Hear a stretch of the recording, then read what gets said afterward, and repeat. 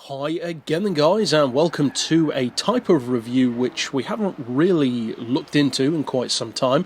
We have discussed cars in this series, SuperSports, but not from Gran Turismo 6, because of course, as I said, I plan to continue putting out GT6 content even after GT Sport was released.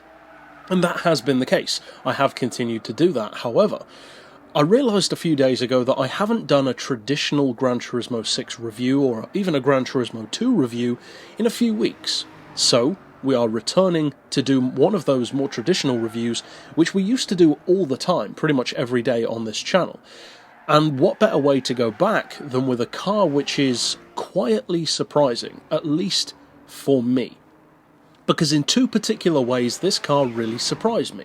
Because after you've played a game such as Gran Turismo 6 for over 4 years now, you like to think that you know most of the perks and secrets and tips and tricks that you can do in the game. In fact, I even did a top 15 countdown for things that most people don't know about on Gran Turismo, and it's one of the most successful videos I've ever produced. So you'd like to think that you know most of the things that have happened, or most of the more obscure things, like the fact that the Beetle's weight, for instance, is completely inaccurate. In the dealership it says one thing, when you buy the car it's completely different. However, with this car that was the case for me, because I had no idea that this was a premium. But it isn't a premium. That's the interesting thing, because the reason why I chose to review the much newer DB9 compared to this 2003 version was because I always assumed that this one was a non-premium and the other one was a premium. And yet, after I bought this car, which is labelled as a non-premium in the dealership, you can still upgrade it visually, with body kits, wings, and even a flat floor.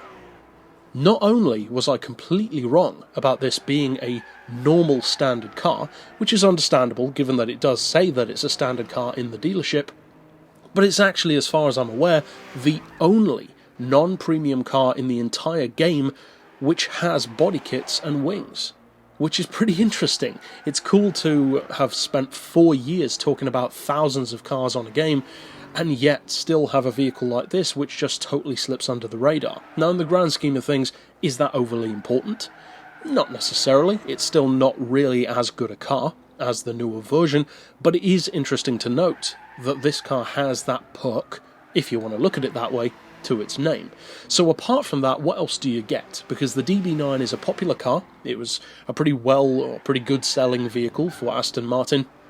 But it's one which, personally, I've never had a huge amount of love for. It's been one of my least favourite Aston Martin models, even though, ironically, my absolute favourite one is the Rapide, which is basically just a four-door version of this car.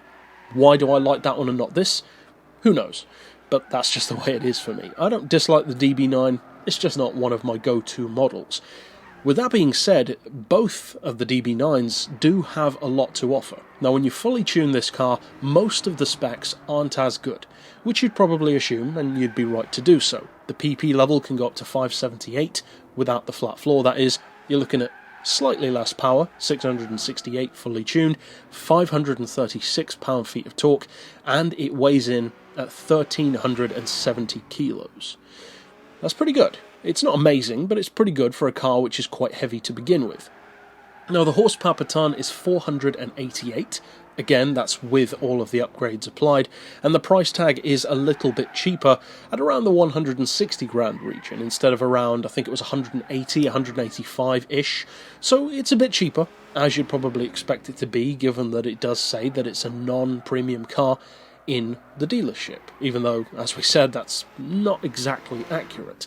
Now, with that being said, this car doesn't have a detailed interior. That's the strange thing.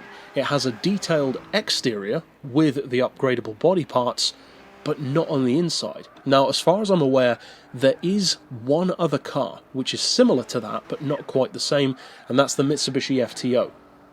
Because on that car, it does have a more detailed exterior, and you can even give it a carbon bonnet, but it doesn't have an interior.